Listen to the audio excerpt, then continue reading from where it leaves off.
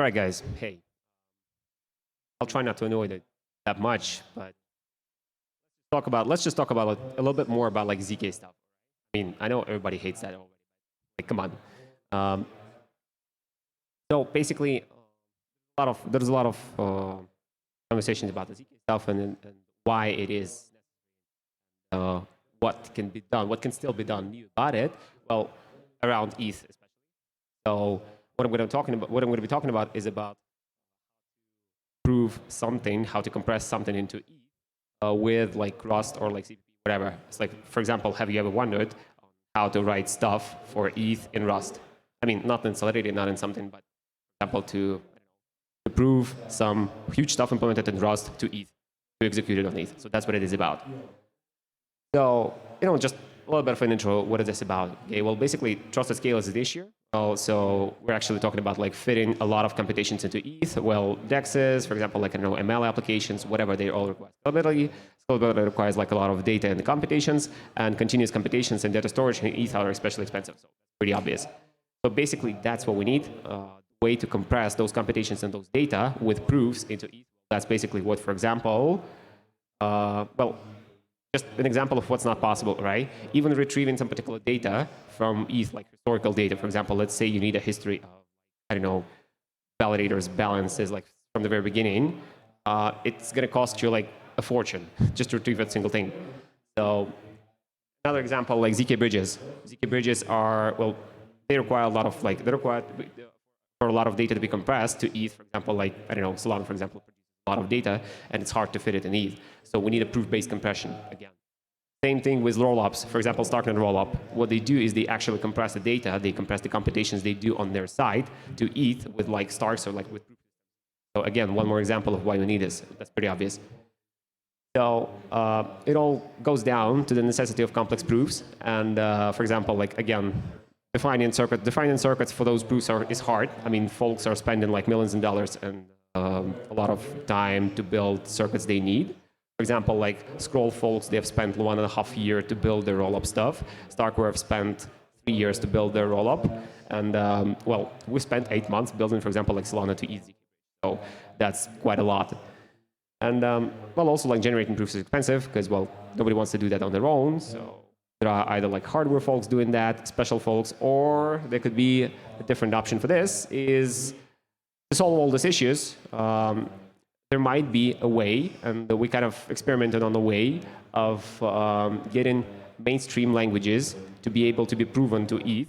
Not like to be proven to ETH via zkVMs, but actually proven to ETH efficiently by generating circuits to it. So that's actually what we did. I mean, we introduced the compiler, and that's the whole point of it.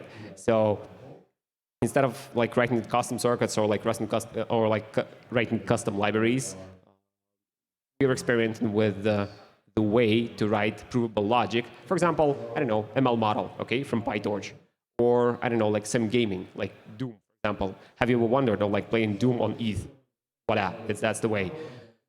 So, and to ease out the proof generation of this, because that's obviously a lot of heavy computations.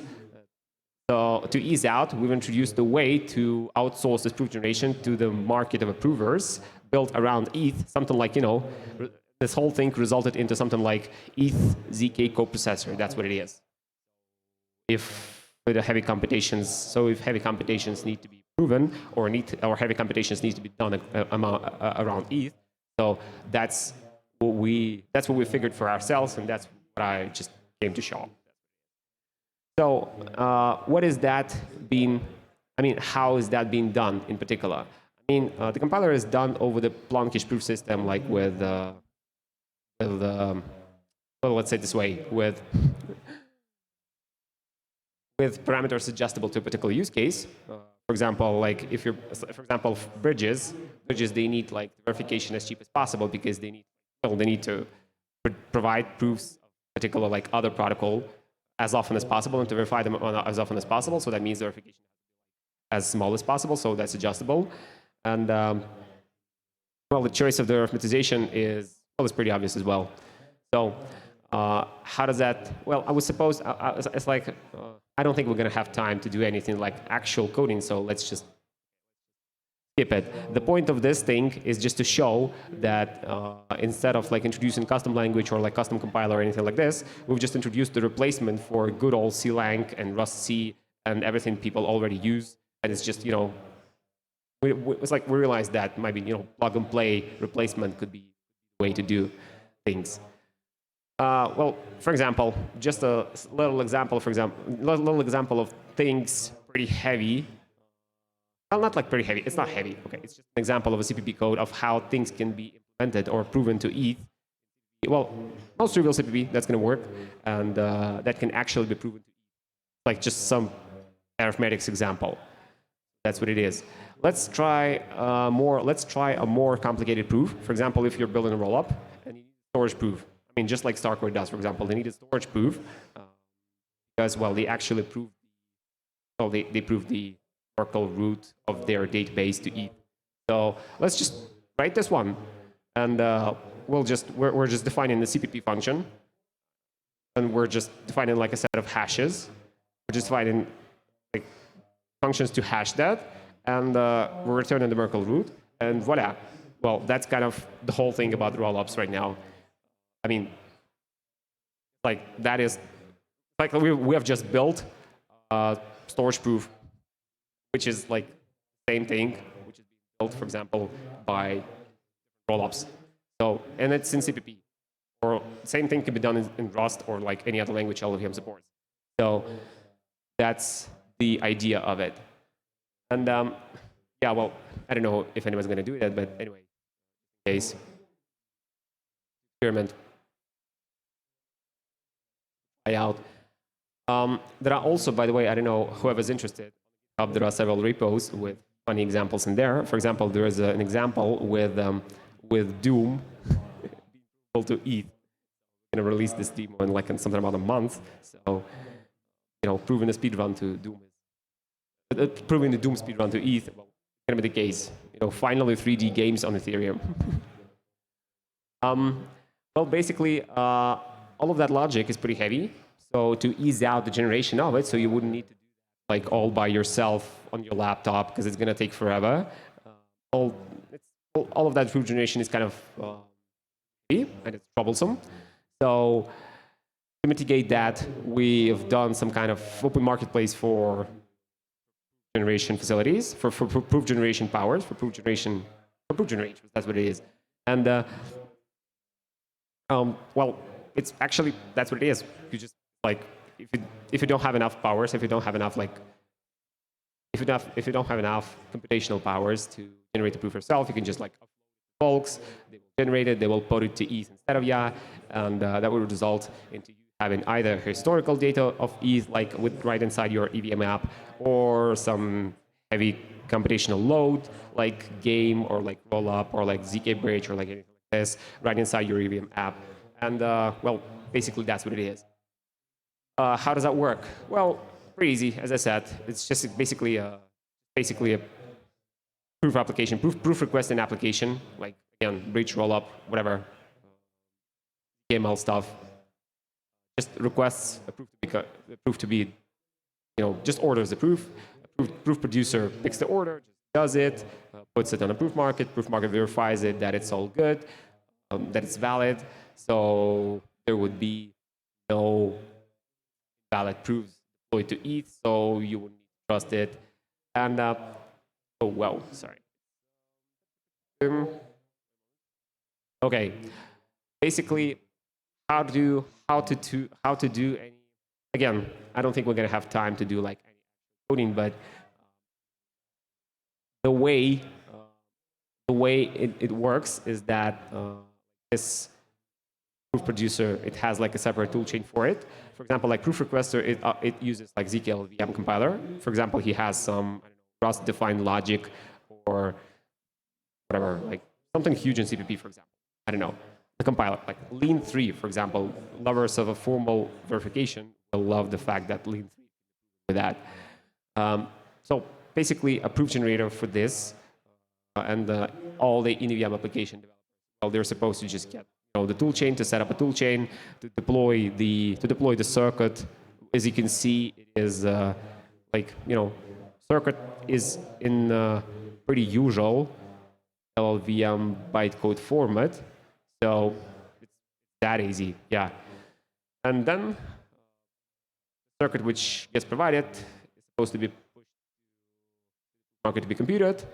Then it gets computed and it gets deployed to the address you put into the script. So it's like, again,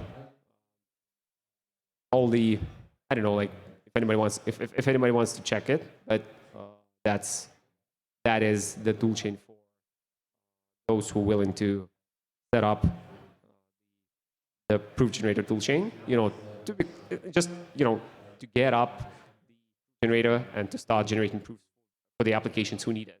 That's what it is. And yeah, I mean, what's the thing? I mean, just a little bit of a summary, right?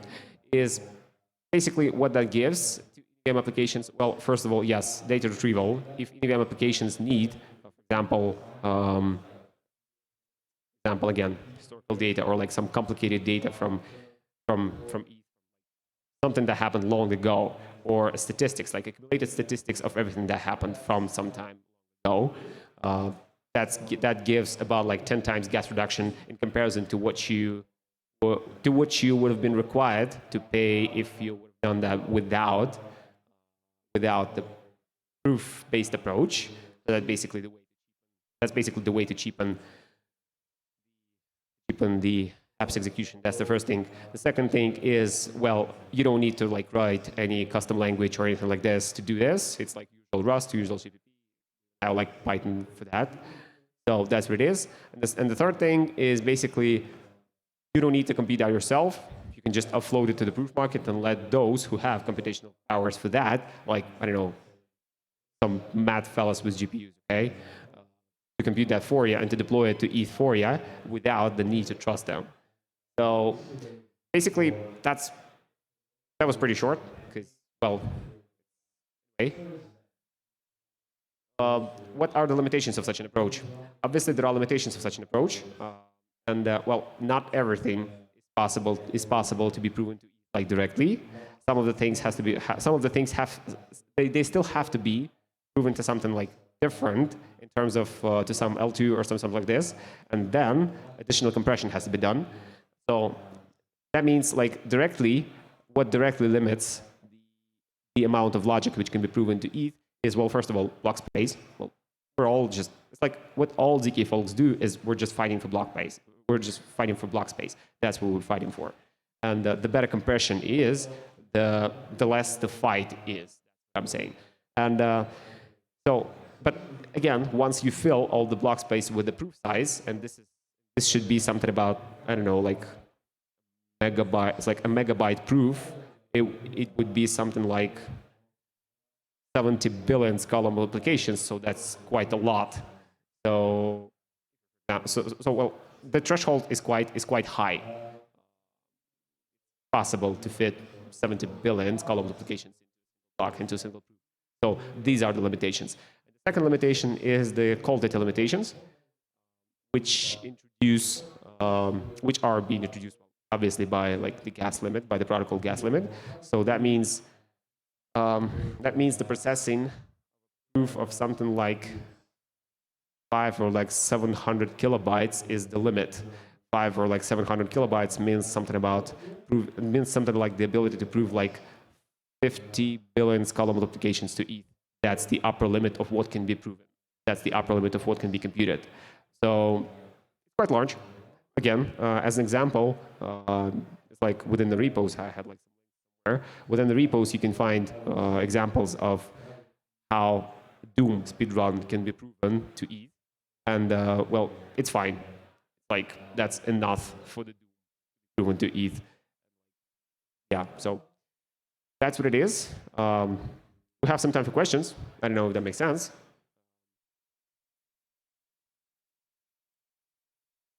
All right. Questions? Then I think